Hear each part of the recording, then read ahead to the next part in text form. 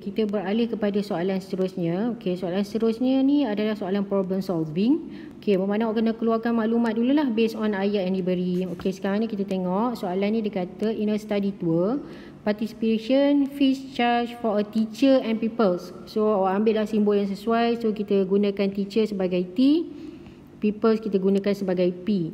Okey, dia bagi tahu dia punya fees adalah teacher RM70 dan student adalah RM50. So sekarang ni awak dah tahu dah dia punya fees untuk setiap orang. Okay, sekarang ni kita nak tulis represent dia punya situation kat atas ni dalam bentuk simultaneous linear equation. Okay, kita baca ayat dia balik. Okay, ada ayat seterusnya tu, total number of teachers and pupils yang join adalah 40. Total number sudah akan jadi T plus P equal to 40. Bilangan teacher tambah dengan pupils adalah 40. So dapatlah linear equation yang pertama. Okey, untuk linear equation yang kedua pula awak akan dapat apa? Dia kata total participation fee paid adalah 2,200. Bila 2,200 tu berkait dengan ringgit Malaysia, so kita kena darabkan bilangan teacher dengan RM70, manakala dengan pupils adalah RM50. So akan dapatlah total dia. So dia akan jadi 70T plus 50P equal to 2200. So akan dapatlah simultaneous linear equation yang kedua dan pertama. So bermakna dah pun menjawab soalan yang pertama. Okey, sekarang ni kita nak solve soalan yang kedua pula. Okey, soalan kedua kita nak solve, kita dah ada kita punya linear equation tadi. Kita nak solve menggunakan matrix method. So bila nak solve guna matrix method, bermakna awak kena transform linear equation kepada bentuk matrix. So kita pindahkan semua dia punya coefficient ke dalam bentuk matrix. Tapi make sure dulu kalau depan ni T, pastikan equation yang kedua pun depan dia T. Kalau P awak kena pindahkan dia ke belakang. Tukarkan T ke depan. Okay, dah sama, baru kita masukkan dalam matrix method. So dia akan jadi 1, 1, 70 and 50. So ini dia punya coefficient. Okay, didarabkan dengan kita punya T dulu depan kan. So T kena duduk atas lah, TP. Dan the answer is 40 and 2200. Okay, dah ni first step awak tukar kepada bentuk matrix. Okey, second step, kita tahu matrix yang pertama ni didarabkan dengan matrix yang kedua ni, hasil dia yang ni.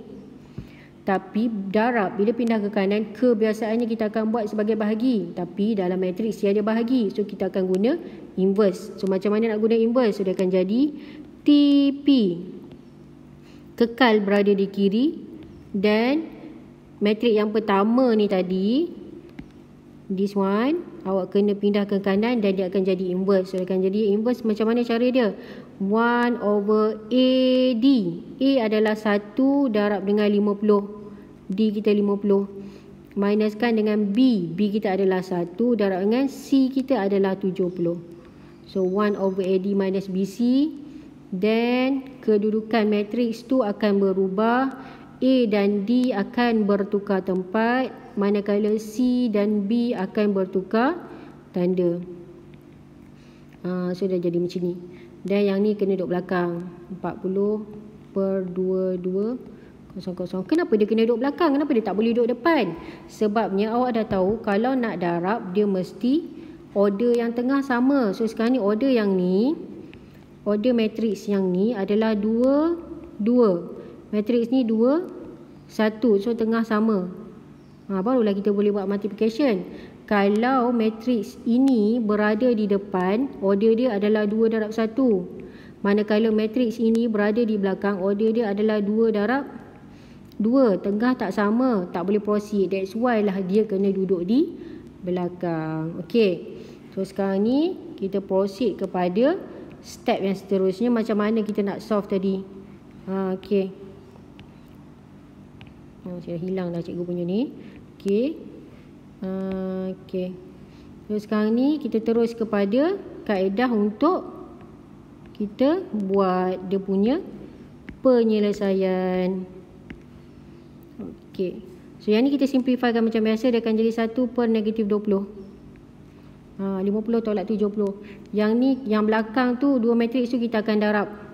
So darab, buatlah macam kaedah yang sebelum ni. 50, negatif 1, negatif 70, 1. Salin. So ni matriks yang kanan tu tak atas, 40 dan 2200. So untuk dapatkan yang the first row, first column ni, so awak kena buat first row darab dengan first column. So dia akan jadi, kat sini kita letak kat sini so dia akan jadi 50 kali 40 tambah negatif 1 kali 2200. Okey, untuk yang kedua pula kita buat yang ni, second row first column.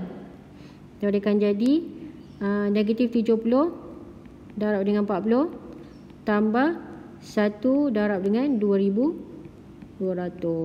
Then awak simplify. Nak simplify tu, yang depan ni kita biar je dulu, tak payah darab masuk lagi. Yang belakang ni kita boleh simplifykan lah. Yang kuning tu akan jadi negatif 200. Yang hijau ni pula akan jadi negatif 600. So makna jawapan dia adalah ini. Belum selesai lagi ni. So sekarang awak dah tahu, kenalah simplify dulu baru dapat nilai T dan P kan. So bila simplify dia akan jadi negatif 200 bahagi dengan negatif 20. Jawapannya adalah 10. Negatif 600 bahagi dengan negatif 20. Jawapannya adalah 30. Ataupun kita dah belajar dah sebelum ni tadi, multiplication by a number. So whole number this one darabkan dengan setiap elemen. Itulah dapat yang bawah tu. So inilah answer awak. Tapi dia nak bilangan, so awak kena state lah kat situ. Teacher ada berapa? Teacher yang atas ke yang bawah? Teacher adalah yang atas. So teacher adalah 10.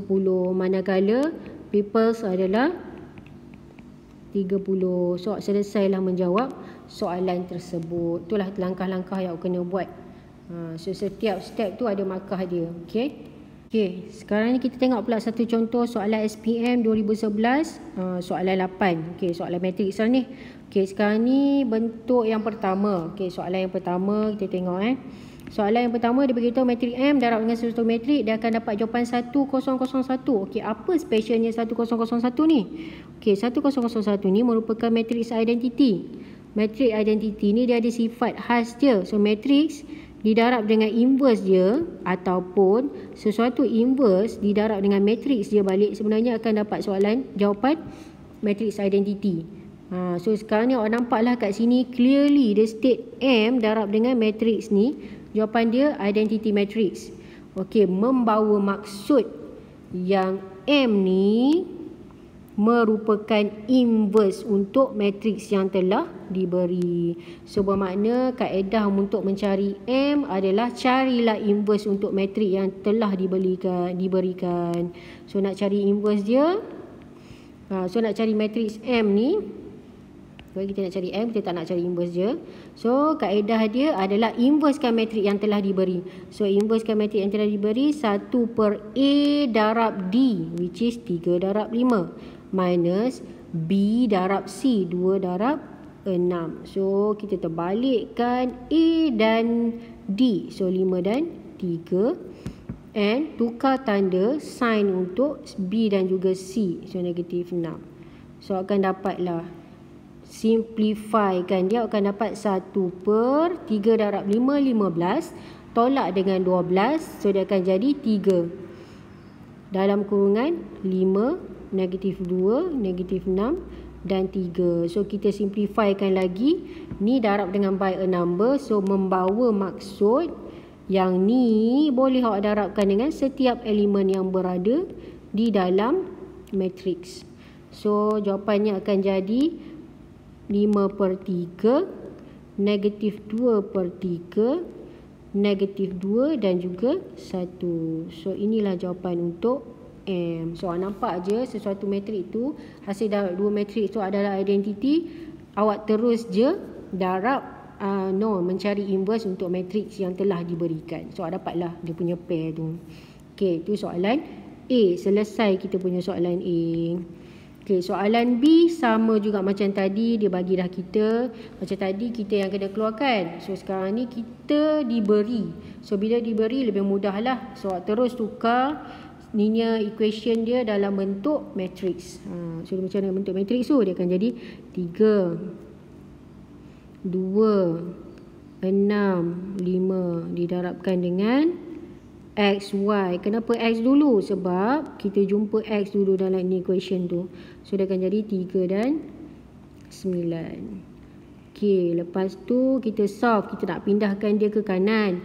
Tapi macam mana kaedah nak pindah kanan? So dia kena jadi inverse. So XY equal to 1 over AD. AD adalah 3 darab 5, 15. Minus BC, 2 darab 6. Okey, lepas tu matriks dia bertukar tempat. 5, 3 untuk A dan D. Bertukar tanda untuk B dan C. 3, 9. 3, 9 duduk belakang lah. Cikgu dah beritahu kan kenapa dia duduk belakang tadi. Okey, lepas tu awak simplify. So jadi 1/3, 5, negatif 2, negatif 6 dan juga 3. So 3, 9. So yang ni biarkan dulu. Last sekali baru kita darabkan. Kita selesaikan dalam kurungan tu dulu. So dia akan jadi 5 darab dengan 3 tambah negatif 2 darab dengan 9.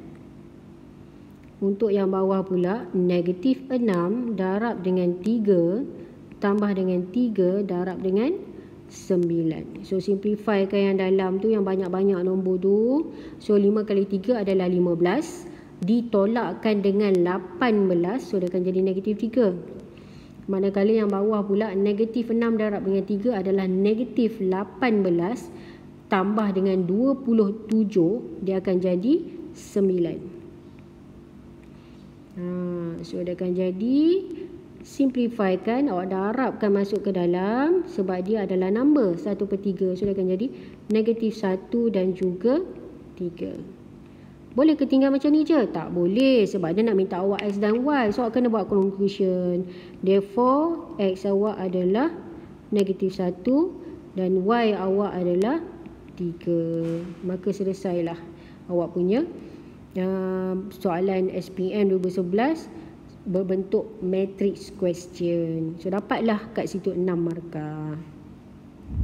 Okey, baiklah, kita pun dah selesai berbincang beberapa bentuk soalan.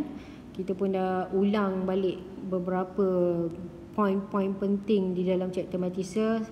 So cikgu doakan semoga awak dipermudahkan untuk menjawab standardized test 1 yang melibatkan beberapa topik lower form serta topik variation dan juga matrices. So semoga berjaya.